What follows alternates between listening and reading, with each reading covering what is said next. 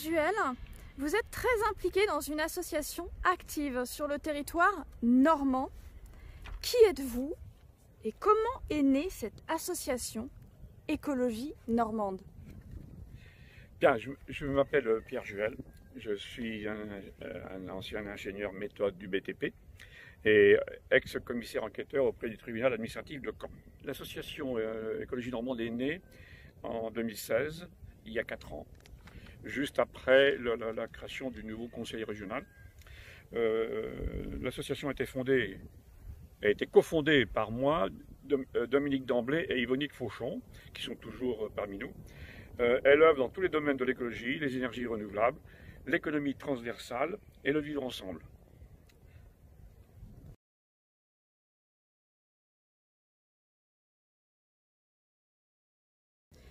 Quelles ont été vos actions? L'action principale, c'est le barrage de Vezins. Nous avons essayé de sauver le barrage de Vezins avec l'électricité hydroélectrique, qui est une énergie tout à fait propre. Malheureusement, l'État ne nous a pas suivis et nous avons perdu devant le tribunal administratif. Nous avons également travaillé sur la question de l'eau. Donc nous avons organisé en automne 2016 au siège de la région à Caen. Donc nous avons organisé une journée sur l'eau pour les professionnels, pour toute la Normandie, qui a eu un grand succès. Et puis nous avons également participé au grand débat national. Donc au début de 2019, nous avons organisé des réunions, et notamment pour ce qui concerne le vivre ensemble.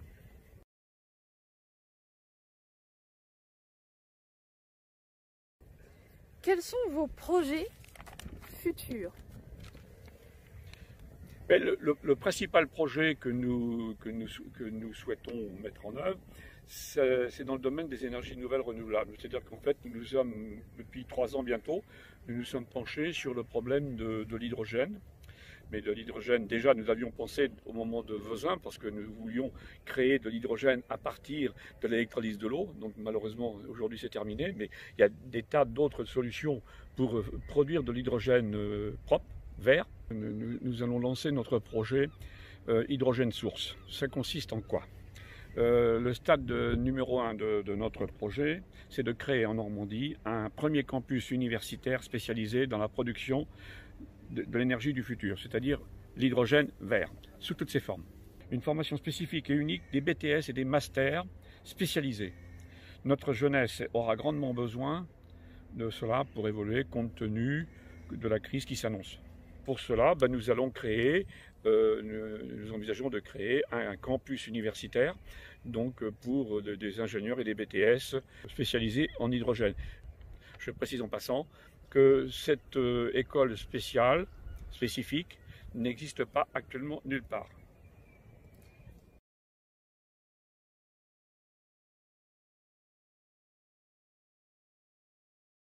Donc comment la Normandie peut-elle devenir le moteur d'une nouvelle écologie?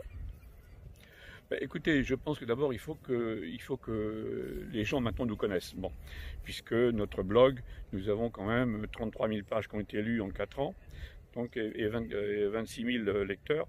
Donc ce qui veut dire que maintenant les gens nous connaissent. Mais il faut continuer à poursuivre le chemin que nous avons commencé. Et donc les gens savent aujourd'hui que nous travaillons pour l'avenir. C'est très important, notamment pour les énergies nouvelles renouvelables d'une part, mais aussi pour la biodiversité. Il y a des tas de solutions. Notamment en Normandie, nous avons quand même 450 km de côte. Donc il y a des gros problèmes qui risquent de se poser avec le réchauffement climatique. Donc nous avons l'intention de préparer les villes, les communes, avec des chartes d'environnement, de façon à pouvoir préparer justement l'éventuelle, j'ai bien dit, l'éventuelle montée des eaux un peu partout. Et ça, c'est très important.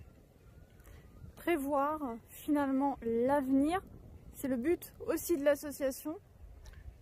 Aider l'État quelque part à orienter des décisions peut-être? Absolument. Absolument. L'État, vous savez, l'État est très centralisateur, il est à Paris, donc de plus en plus nous militons, nous en tout cas, et puis comme beaucoup de présidents de région, nous militons pour avoir une décentralisation, ce qu'on appelle aussi la différenciation. Hein. C'est ce qu'on appelle la loi 3D, qui est en cours de préparation, mais qui a été arrêtée par le coronavirus. mais qui va être reprise, c'est inévitable.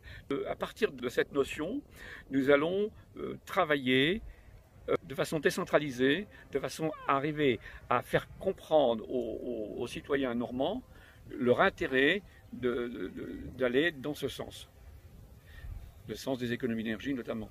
Et je pense notamment aux économies d'énergie sur les constructions, hein, pour les maisons individuelles, mais aussi les logements, hein, toutes ces choses-là. Aujourd'hui, quelque part, le début, une première pierre à l'édifice écologique. La première pierre, ça va être, pour nous en tout cas, c'est ça qui est important, ça va être la création de ce campus, qui va être sur le territoire normand. On ne sait pas encore où, mais nous sommes en train d'y réfléchir, hein, mais on va former, voilà.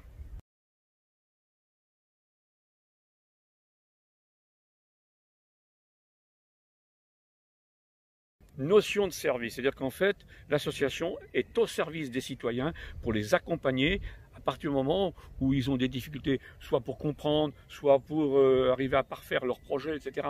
Donc on est là pour les conseiller. Vous êtes aussi là pour les conseiller, et là, entre parenthèses, vous travaillez, vous œuvrez désormais pour pouvoir permettre à la jeunesse de Normandie d'intervenir directement dans l'évolution de la France par la grandeur, on va dire, hein, de son savoir-faire en matière d'écologie. Absolument. Nous avons besoin de la jeunesse. Et pendant le confinement, nous avons établi un grand projet qui s'appelle le Stop and Go durable pour la France. Et c'est à travers ça, et nous l'avons transmis, nous l'avons envoyé au président de la République. Bon, il ne nous a pas encore répondu, mais l'ancien Premier ministre, Édouard Philippe, nous a répondu. Je l'ai renvoyé également au nouveau Premier ministre, à tous les ministres qui sont concernés par le projet. Et surtout, nous l'avons envoyé à tous les présidents des régions de France. Alors là, nous avons quand même des réponses très, très positives, notamment dans le Nord, dans le Grand Est, etc., hein, et de l'Île-de-France, de façon à pouvoir leur faire comprendre. Ce document est important parce que c'est un document qui tient une trentaine de pages. Donc il traite la plupart de tous les sujets qui nous concernent à l'écologie normande, mais qui vont concerner également l'ensemble de la France. Et dans cette histoire, la jeunesse, les jeunes qui ont aujourd'hui entre 15 et 35 ans vont être concernés.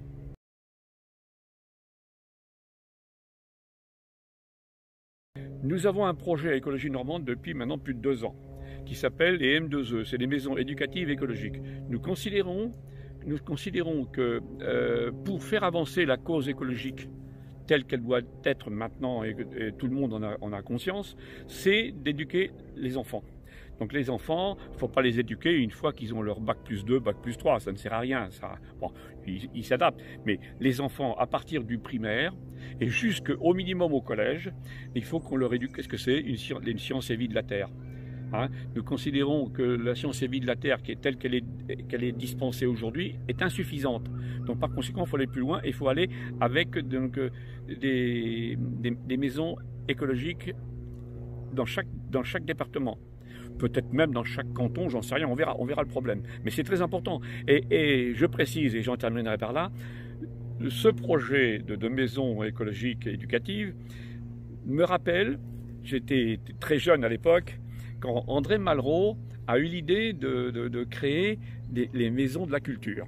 Alors tout le monde s'était offusqué, qu'est-ce que c'est cette histoire, etc. Eh bien aujourd'hui, personne n'imaginerait que les maisons de la culture qui sont devenues maintenant sous une autre appellation, de les supprimer. Non, ça a été une grande réussite. Eh bien nous espérons qu'à travers ça, Écologie Normande réussira avec ces maisons éducatives écologiques.